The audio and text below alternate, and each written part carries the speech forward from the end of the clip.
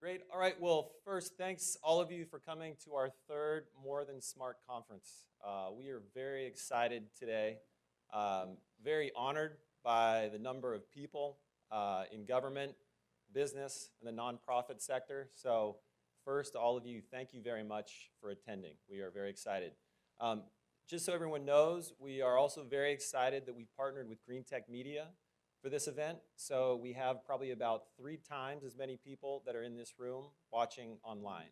So all of the today's events are going to be live casts and will also be on the website after today happens.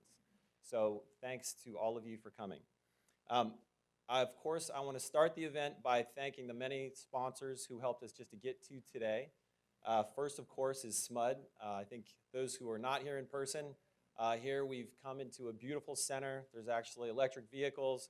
We have homes. We've got trees inside. It's amazing. So Arlen will talk a little bit more, but truly impressed with SMUD, and thanks so much for them hosting today's event.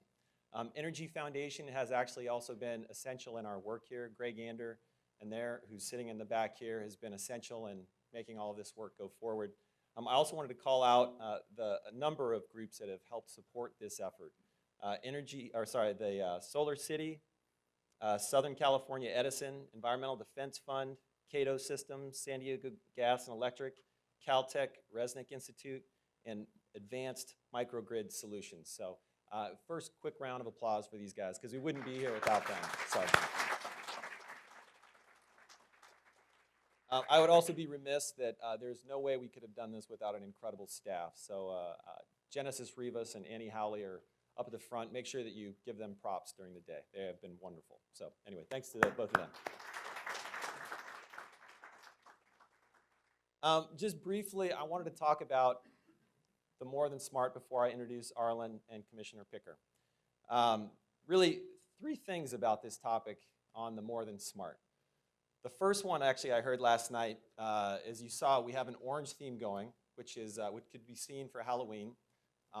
Some had also thought last night that it might be for Giants fans, so just had to throw that out there. So that was the first thing. You clap.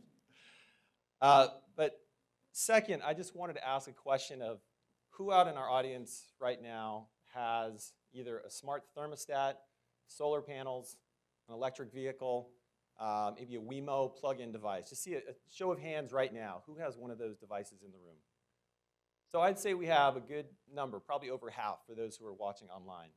Another show of hands, who had those devices or the cars 10 years ago? Those same people.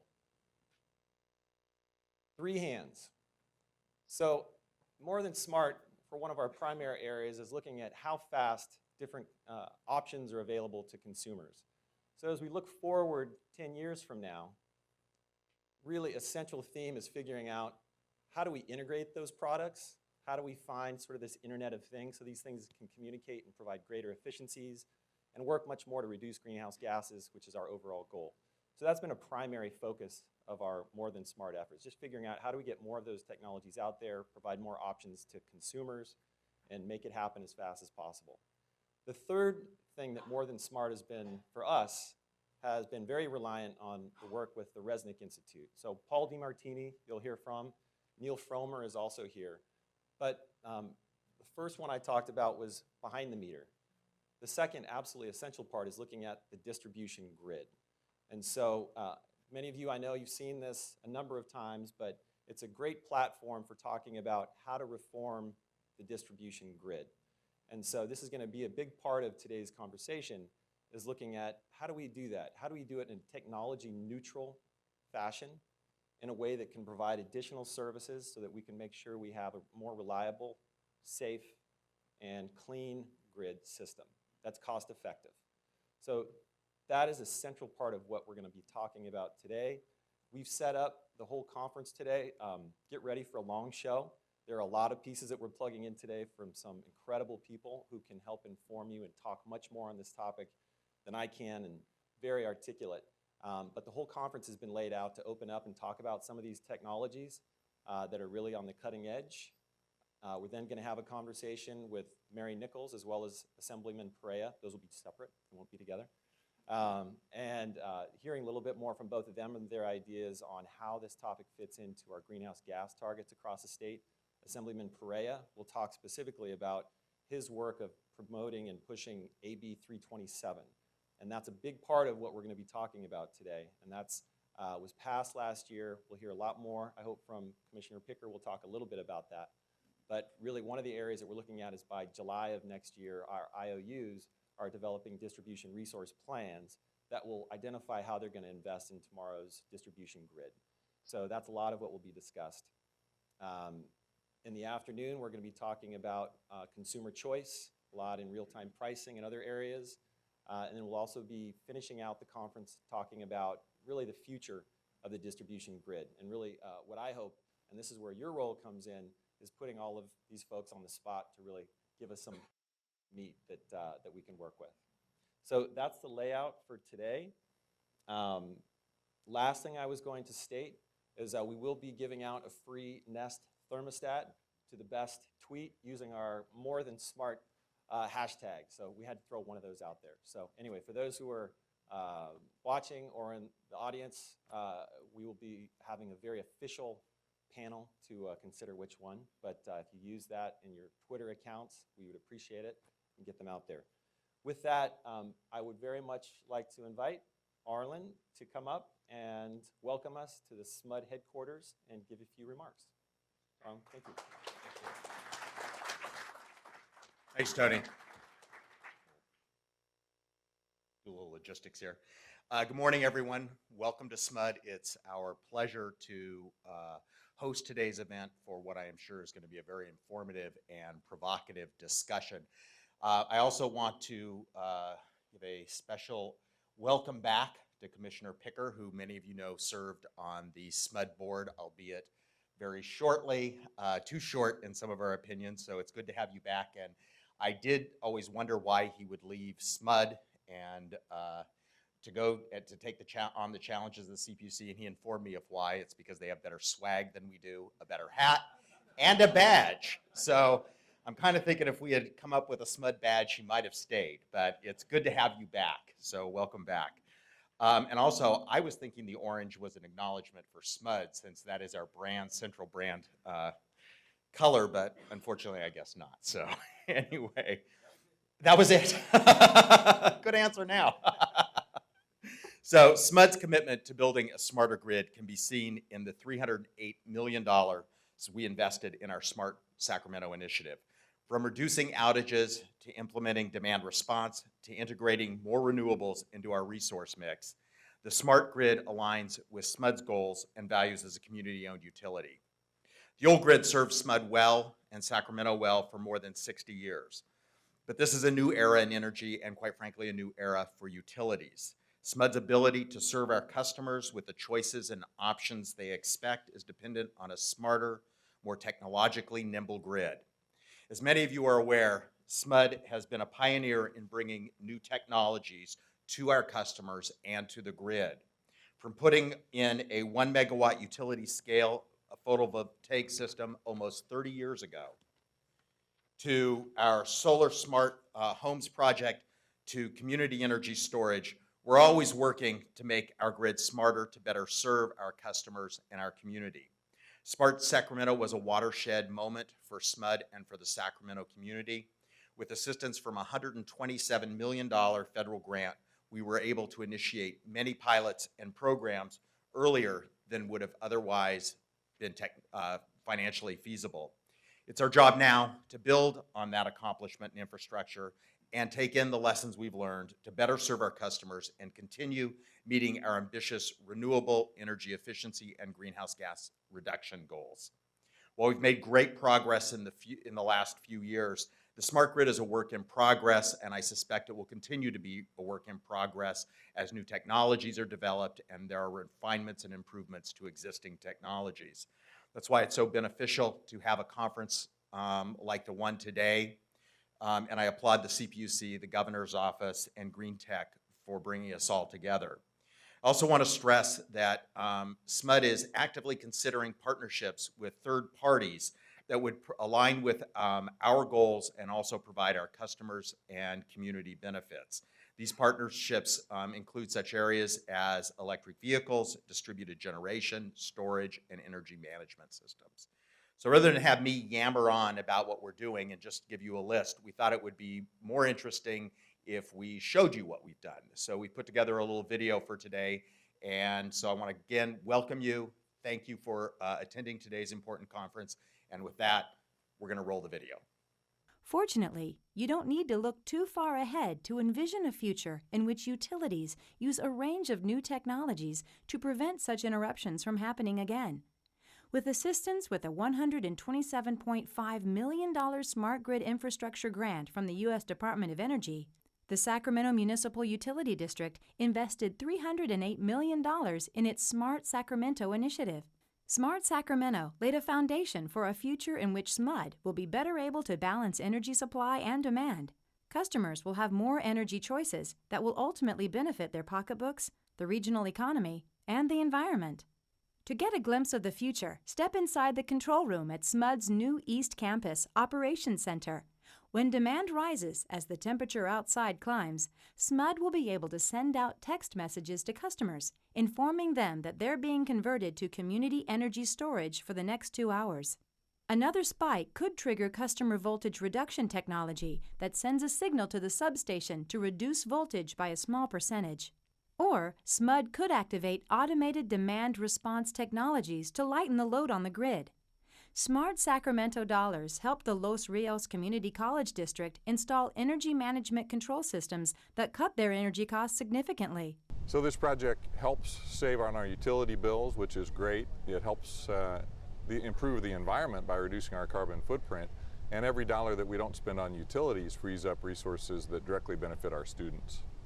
The expected surge of electric vehicles could stress neighborhood transformers and raise other challenges for SMUD and other utilities. Situational awareness and visual intelligence, or SAVI, shows where the EVs are located and how much electricity they're using while being charged. And if we look at the dashboard, we see that, yeah, they're both Ford-focused electric vehicles. One's a 2012 and one's a 2013. And so what this really gives them the ability to do is start taking a look at what area is concentrated of electric vehicles and being able to identify where a transformer may need to be replaced based on load history or whether or not that transformer has the potential to have to exceed its nameplate capacity.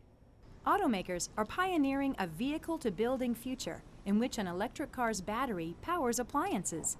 Think of the cell phone. Few even owned one 15 years ago. They certainly didn't download music or text message on it. It's not far-fetched to think of the day, in the near future, when customers routinely adjust their thermostats from their cell phones. They'll be able to decide on their own whether to turn up the air conditioner, knowing through price signals what their decision will cost in dollars and cents.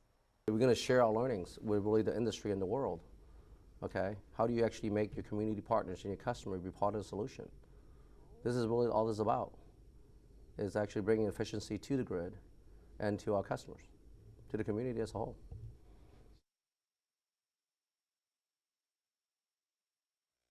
Excellent. Thank you, Arlen. All the data in that video, I was told, is Paul Lau's, so you can actually write down a lot of his information for personal driving and other spots.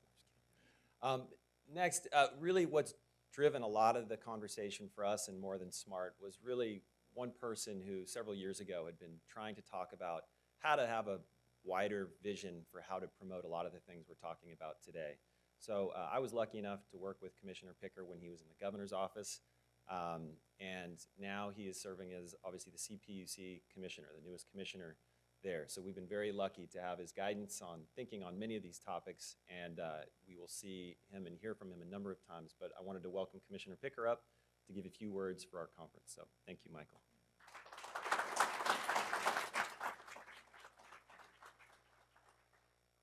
Thanks. I can't tell you how proud I am of the time that I spent at SMUD as a director. And I will just mention real quickly that if you need to have a sense of the priorities of the organization, this is the customer service building, and it's 20 years old. So think about the remarkable commitment that the the directors and the staff made to put their effort and their money into a high quality, absolutely top-notch facility for their customers. And then as you leave, go look at that Ratty's 1950 building that they actually work out of. And so that speaks very highly of the kind of transition that they made in their thinking and how they've actually built that great relationship. And I'll also point to one of the original smart grid investments that SMUD made, which is trees on the west-facing sides of houses in this community to provide shading. Not high-tech, but very smart.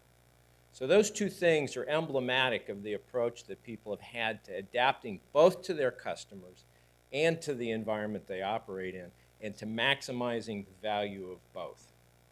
Not treating them as dumb and separate, but actually taking advantage of the strategic terrain that they find themselves on.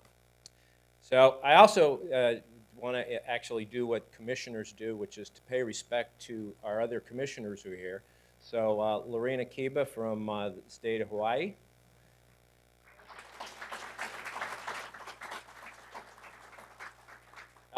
Kurt Stegemuller from the New York Public Services Commission. Are you here yet? Hi.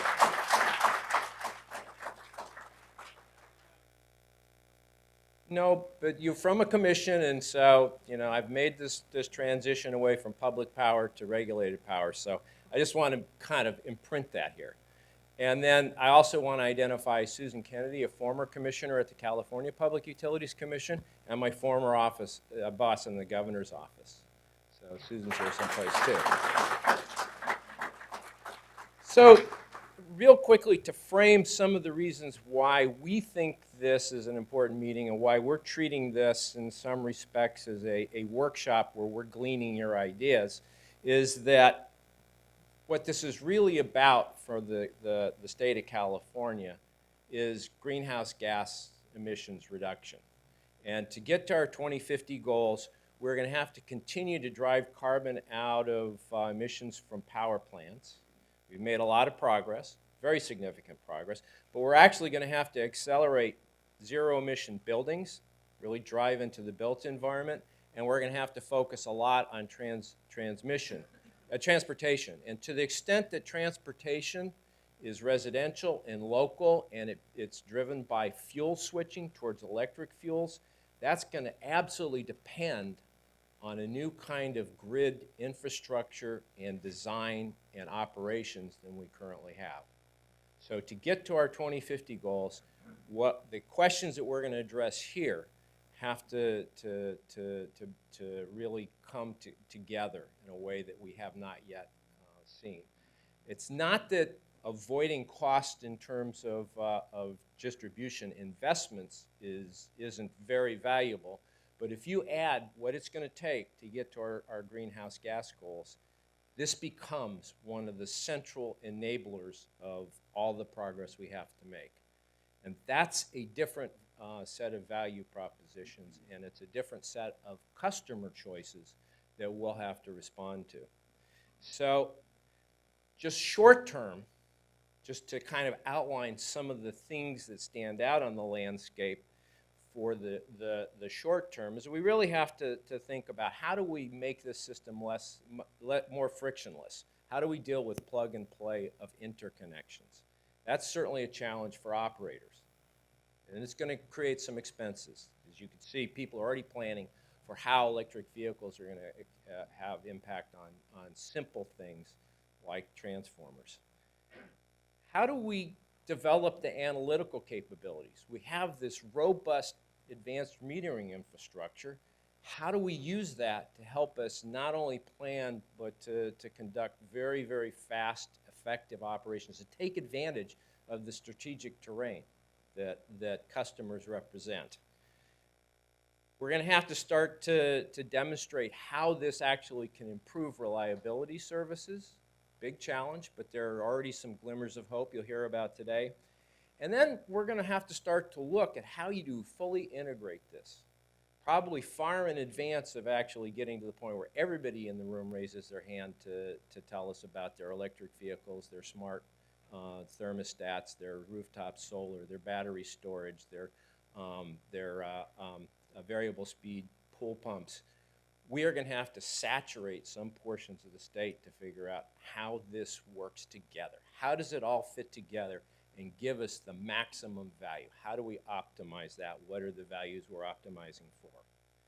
So the folks here are very important because I work in a place that's extremely challenging for newcomers to participate.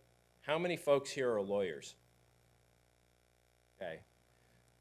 In many respects, the place that I work, the rules of procedure stand almost side by side with innovation and technology. And so for us to actually be able to take the information that you are discovering and to turn it into tools that the utilities can use requires that we bring you to the table and figure out ways that you can participate without the expense of having a specialist CPUC bar attorney to actually be able to make your evidence heard and recognized. So I want to point to Arthur O'Donnell, who's one of our CPUC staff.